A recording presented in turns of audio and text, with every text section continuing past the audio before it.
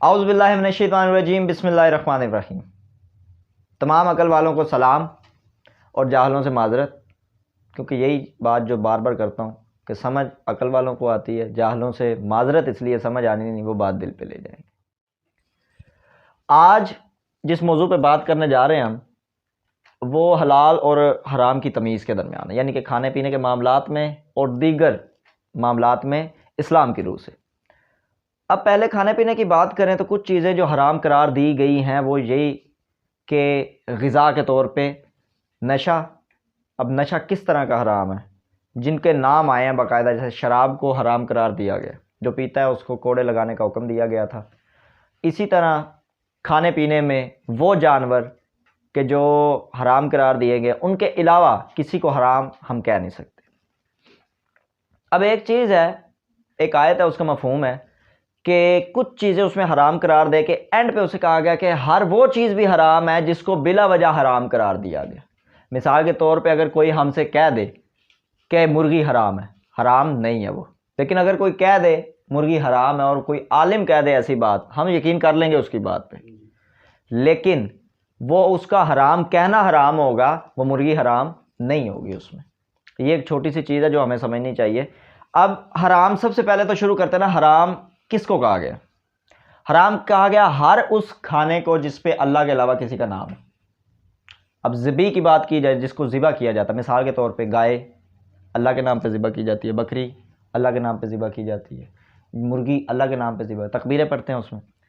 अब अल्लाह के अलावा किसी का नाम पे अगर किया जाए, जैसे कि अक्सर हमारे यहाँ कहते हैं कि किसी के नाम के हम बांट रहे हैं, तो कई मौक़ों पे आ जाते हैं। मैं अब वो इतना टाइम तो नहीं कि बारी बारी सारे मौक़ों का जिक्र किया जाए, तो कई मौक़ों पे ऐसी बात है कि जिसमें वो कहते हैं कि ये मैंने फ़लाँ ने अपने अज़ीज़ के नाम का दिया, तो वो उसमें उसको खाना हराम है। पहली तो बात ये है ना कि कोई आपको कोई चीज़ ला के देता तो हमारा एक फ़र्ज़ है पूछना। अगर तो खाने का दिल है तो सिर्फ एक दफ़ा पूछो कि भाई किसके नाम का, कहे अल्लाह के नाम का है तो खा लो। अगर तो खाना तो फिर तो वैसे भी नहीं कोई छोड़ेगा। लेकिन अगर नहीं खाना, अगर शक है तो अपना पूरी तसल्ली करो, भाई किसके नाम का है? अल्लाह के नाम का है। पूछो कि किस चीज़ का है। पहले अगर ये कह दे अल्लाह के नाम का तो खाओ, सिंपल सी चीज़ है, रिज़्क़ को ना नहीं करना। लेकिन अगर वो कहे कि ये फ़लाने के नाम का अल्लाह के अलावा, तो एक चीज़ वो शिर्क के ज़ुमरे में आ गई, ठीक हो गया। दूसरी चीज़ उसमें क्या हो गई, वो हलाल नहीं रही, वो क्या कहलाएगी? हराम। अब वो कहते हैं ये कहाँ से साबित हो? ये कुछ चीज़ें हैं जो मैंने बयान की हैं अभी, जो कि हमारे यहाँ हराम के ज़ुमरे में आती है। इसको साबित करने के लिए मैं एक छोटी सी हदीस को कोट करूँगा, जिसका मैंने रेफरेंस अभी बताया हुआ है, नीचे भी है। तो हज़रत अली से रवायत है इसकी।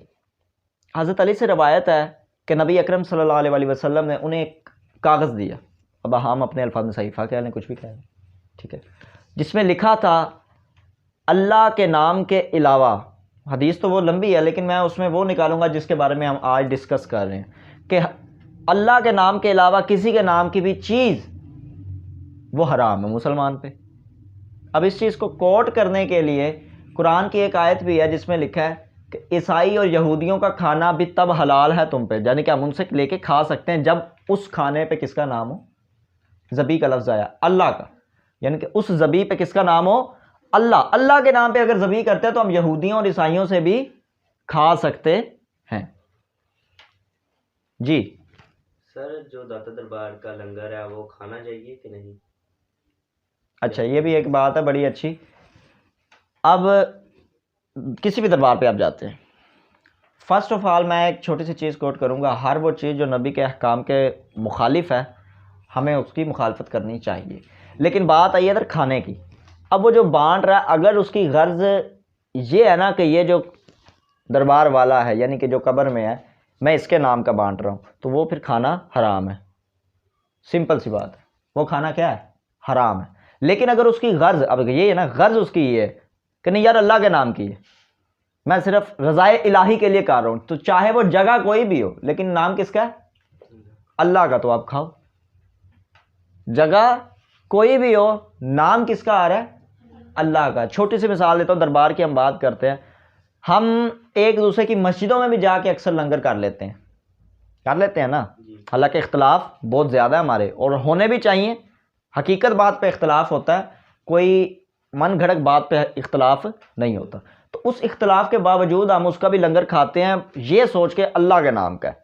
अगर अल्लाह के नाम का तो खाएं, अगर अल्लाह के नाम का नहीं है, वो बता रहा है, जैसे मैं मिसाल के तौर पे कहता हूँ, वो कहता है कि मैंने ये दातागंज बख्श के नाम का बांटा, तो आप ना खाओ। आप इतनी तो अकल है ना कि अल्लाह के अलावा किसी के नाम का बांटा मैं क्यों खाऊं? क्योंकि मैंने तो कलमे में ला इलाहा इल्लल्लाह पढ़ा है कि अल्लाह के अलावा। इसमें सिंपल कॉन्सेप्ट ये है कि अल्लाह वो वाहिद हस्ती है कि जिसको ना नींद आती है, जिसको ना मौत आएगी कभी, जो हमेशा रहने वाला है।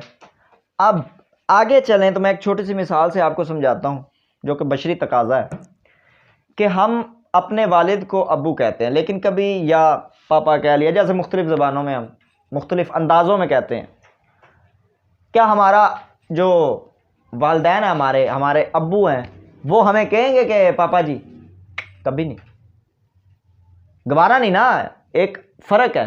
और ये गवारा भी नहीं और नेचर के भी क्या होगा खिलाफ, ये मजाक में भी नहीं हो सकता इतना कि वो आपको बुलाना शुरू कर दे। तो क्या अल्लाह इस चीज़ को गवारा करता है कि अल्लाह की बराबरी पे कोई भी आ जाए, ख्वाह कितना भी प्यारा हो? औलाद से प्यारा तो कुछ नहीं ना एक बाप को।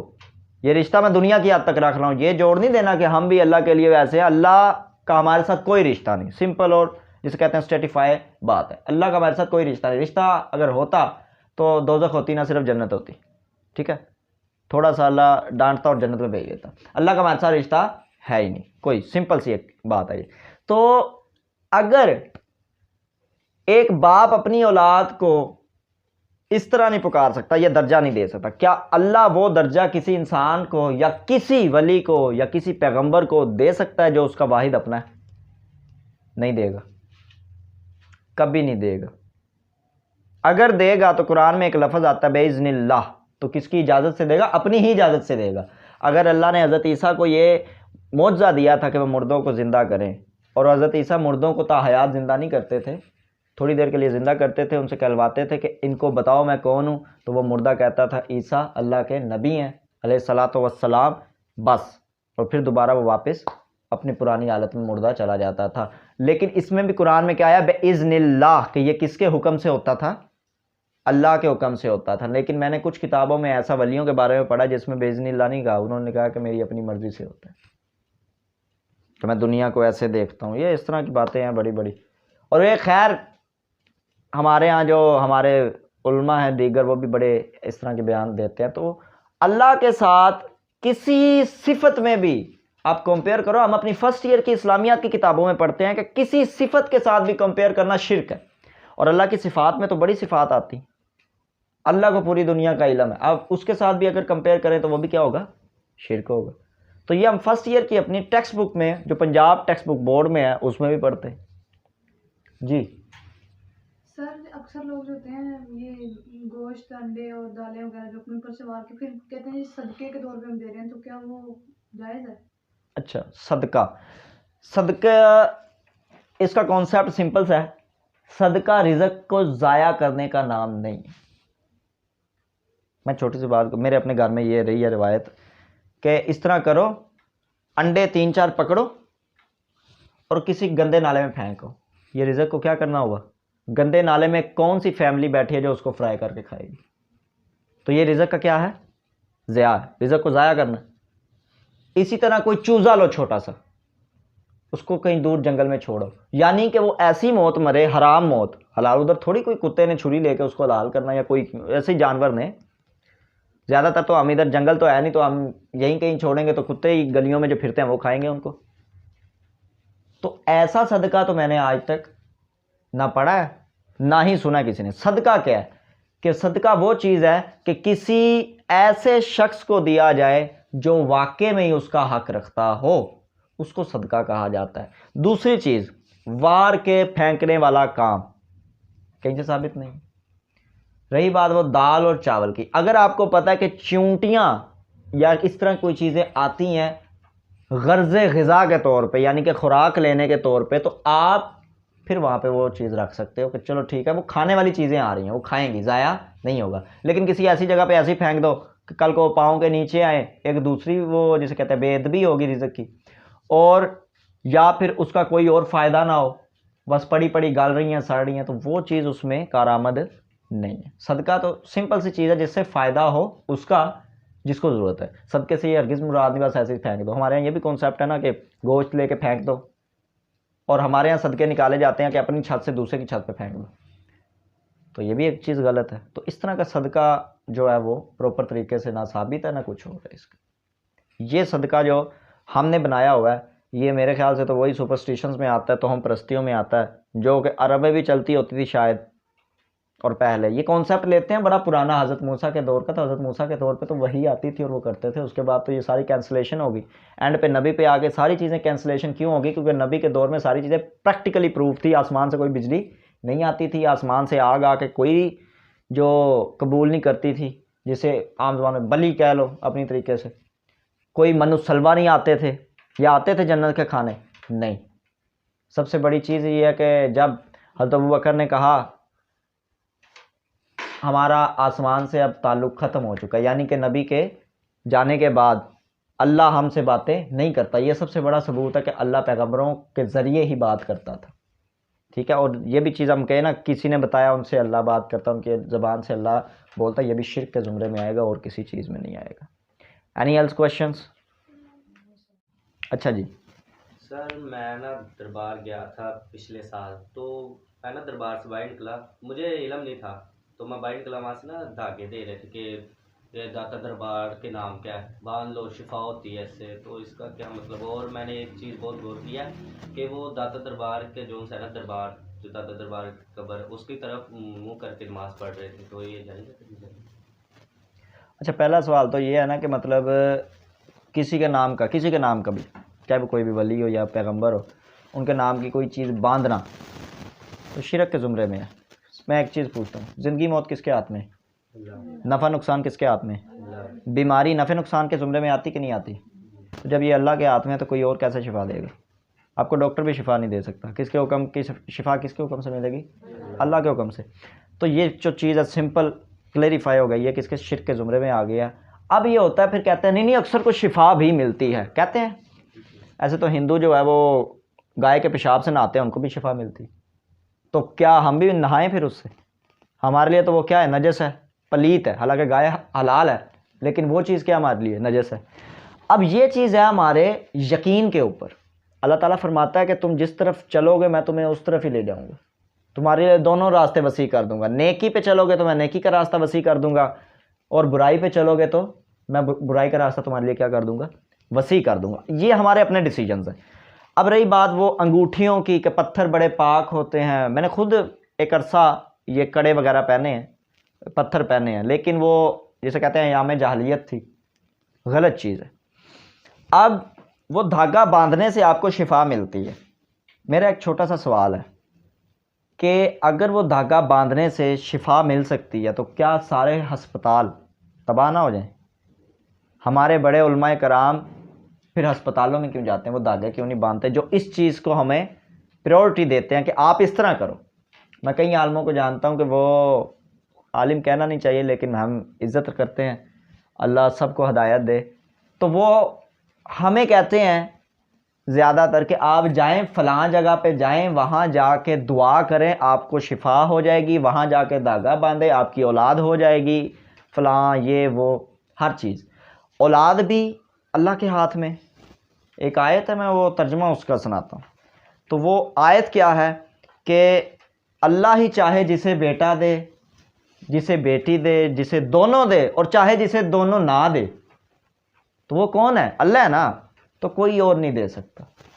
बेइज़्निल्लाह वो सिर्फ पैगंबरों तक की हद के लिए था। उसके बाद तो अब सहाबा के साथ जब अल्लाह का ताल्लुक़ नहीं रहा तो वली सहाबा से बड़े तो सहाबा रहने दो, अबू बकर सिद्दीक से तो बड़े नहीं ना है, रज़ियल्लाहु ताला अन्हु अजमाइन। तो फिर हम कैसे कह सकते हैं कि अल्लाह का ताल्लुक़, अल्लाह उनसे बातें करता था। और एक और बड़ी तल्ख़ हकीकत है जो हमें नहीं बताएगी, अल्लाह डायरेक्ट पैगंबरों से भी बात नहीं करता था, जिब्राइल के थ्रू होती थी। इस चीज़ का तो पता है ना, वही कौन लेके आते थे? हज़रत जिब्राइल अलैहिस्सलातु वस्सलाम। अब इसी में आगे चलें तो वो धागा बांधने की जो हमें कहते हैं कि वहाँ जाके बांधें, हमारे ये मसले हल होंगे, उन उलमा कराम से पूछें, जिनमें से एक दो को तो मैं जानता भी हूँ कि जब उनकी अपनी सेहत ख़राब हो तो बड़े बड़े अस्पतालों में क्या लेने जाते हैं, वो क्यों नहीं दरबारों पे जाते? क्योंकि उनको पता है कि हम इनको बेचते हैं, हमारा कारोबार है और हमें यहाँ से शिफा नहीं मिलनी। अब मैं एक छोटी सी बात पूछूं, आप जब भी जाएंगे आपको फ्री ऑफ कॉस्ट धागा मिलता है? नहीं मिलता। तो मैं कैसे मानूं ये दीन की खिदमत है? दीन की खिदमत क्या है? दीन की खिदमत है आप किसी को कहो कि यार भाई नमाजें पढ़, और आप अगर कहो नमाजें पढ़ और जब पढ़ना शुरू हो जाए मुझे 1000 रुपया दे दे, तो क्या ये दीन की खिदमत है? नहीं। अगर आपको फ्री ऑफ कॉस्ट नहीं मिल रहा, आपको इतना पता है वो धागा आम रूटीन में इतना बड़ा धागा आपको मिल जाएगा 20 रुपए का गुच्छा, वैसा ही सेम, और वहां से धागा लाओगे वो 150 का मिलेगा, तो क्या एक आम अक्ल को नहीं पता चल रहा ये क्या हो रहा है? एक वो पत्थर जो ईरान से जब ये जाते हैं अहले तशी, वो हजूम लेके आते हैं और हमें यहाँ पे वो एक पत्थर 1200-1300 का मिल रहा होता है। तो यहाँ पे हमें समझना चाहिए it is not our Deen, it is only business. दीन क्या है? दीन में तो बिल्कुल नहीं है। दीन में हज़रत खुरैम वाली हदीस पढ़े, हमें पता चलता है कि दीन तो बड़ा सादा है। साहबा नहीं कहते थे नहीं नहीं हमने ये कर, साहबा कहते थे ओके ऑर्डर हो गया और हमने अब नबी का ऑर्डर आगे लेके चलना है।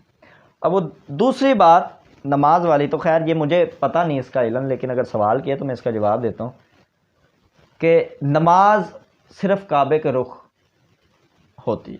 काबे की तरफ आप मुंह करेंगे तो नमाज होगी, अदरवाइज़ नमाज नहीं होगी। हाँ, उसकी दूसरी शर्त ये, अगर आपको नहीं पता कि काबे की डायरेक्शन क्या है तो फिर आप जिस तरफ मर्ज़ी मुंह कर लें। होता सफ़र में इंसान है तो उसको नहीं पता, उसके पास कोई ऐसा ज़रिया नहीं कि वो पता करे कि काबे की डायरेक्शन किस तरफ है, तो वो जिस तरफ मर्ज़ी मुंह करके नमाज़ पढ़े उसकी हो जाएगी। लेकिन अगर डायरेक्शन पता है काबे की, तो वो फिर उसकी नमाज किसी और तरफ नहीं होती, काबे की तरफ ही मुंह करके नमाज होगी।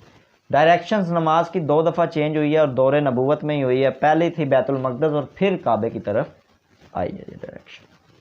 तो और अपनी मर्ज़ी से हम किसी तरफ करें, इसका मतलब हमने अपना किबला क्या कर लिया, चेंज कर लिया, और हमने अपना खुदा भी क्या कर लिया, चेंज कर लिया। क्योंकि हुक्म खुदा चेंज करना खुदा को भी चेंज करने के क्या हुआ, बराबर। जी सर वो मैंने ना देखा दरबार के जो से कब्जे हैं जो से दरबार के अंदर होते हैं उसके ऊपर चादरें चढ़ाते हैं और फूल और कलमे लिखे होते हैं चादरें ऊपर चढ़ाते कि शिफा होती है, ये क्या मसला है? ये समझ इंसानों पे जी कलमे लिखे होते हैं। जी अच्छा मैं छोटी सी बात करूँ, इंसान बीमारी में हो तो नहाया भी नहीं होगा, ज़ाहिर बात है। अक्सर हो हमारे यहाँ तो यही होता है ना, उसको कहते हैं कि तू दूर रह, अभी नहा भी ना और तेरी तबीयत ख़राब हो। किसी भी हालत में हो, क्या हालत नजस में आप कुरान को छू सकते हैं? ये आप साहब नहीं छू सकते, तो वो फिर कलमा क्यों ऊपर चढ़ा रहे हैं? एक अकली जवाब है, ठीक है। दूसरी चीज़, वो जितने पैसे चादर पे लगे हैं वही किसी जगह पे जाके वो अच्छा सा अपना मेडिकल ट्रीटमेंट करवाए, उससे जल्दी वो शिफा में आ जाएगा और शायद उसकी वो बीमारी दोबारा होगी। तो ये जो सारी चीज़ें हैं बिद्दत में आती हैं। एक छोटी सी हदीस ओवरऑल इसको कंक्लूड कर देगी इस ऐसे सवालों को कि एक हदीस सही मुस्लिम 2005 जिसमें नबी अकरम सल्लल्लाहु अलैहि वसल्लम ने एक नसीहतन बात हर खुतबे से पहले तकरीबन वो ये बात कहते थे कि सबसे बेहतरीन किताब कुरान मजीद है और सबसे बेहतरीन रास्ता फॉलो करने के लिए वो है जो नबी का है। और जिसने इसके अलावा किसी भी चीज़, इसके अलावा यानी 2 चीज़ें बताई, कुरान और हदीस, हमें हदीस ही मिली ना जो नबी का तरीका है, कुरान और हदीस, इसके अलावा जो भी होगा वो बिद्दत है। अरबी में लफ्ज़ आया बिद्दत का, यानी गुमराही। और गुमराही आपको कहाँ लेके जाएगी? जहन्नम में। ये अल्फाज उस खुतबे के हैं। तो यानी कि इन 2 चीज़ों से जो बाहर निकलेगा वो किस तरफ जाएगा? गुमराही की तरफ। और गुमराही कहाँ लेके जाएगी? जहन्नम की तरफ। तो आप जब भी ऐसा सवाल जहन में आता है या कोई आपसे करे तो आप उसको कहो कि ये हदीस या कुरान से साबित करो, उसका जवाब आपको होगा नहीं नहीं नहीं ये हमारे बुजुर्गों से साबित, बस बात खत्म। आपको आपका जवाब मिल गया। अगर तो कुरान और हदीस से साबित, हमारे अपने बड़े हैं वो कहते हैं कि सारी चीज़ें नहीं हैं, सारी चीज़ें नहीं हैं। अगर सारी चीज़ें नहीं हैं तो कुरान में ये आयत आई क्यों कि ए नबी अगर आपने अपना मेरा पैगाम इन सब तक नहीं पहुंचाया मुकम्मल तरीके से तो आपने रिसालत का हक अदा नहीं किया। तो इसका मतलब किसी भी नबी ने रिसालत का हक अदा फिर नहीं किया हमारे मुताबिक कि सारी चीज़ें नहीं। हर एक चीज़ प्रॉपर तरीके से रजिस्टर्ड हुई है, क्योंकि मैंने पहले ही बता दिया शुरू पे, इस्लाम is the practical Deen, authentic Deen and purified proofed Deen over the earth. कि इस्लाम वो दीन है जो साबित हुआ है, जो सिर्फ मौजज़ों से नहीं आया, इसको साबित किया गया है, जिसकी वजह से इस्लाम थोड़े से अरसे में कितना फैला, कमो बेश बलोचिस्तान तक आए। अल्लाह सबको नेकी के रास्ते पे चलने की तौफीक अता फरमाए। अल्लाह हाफ़िज़।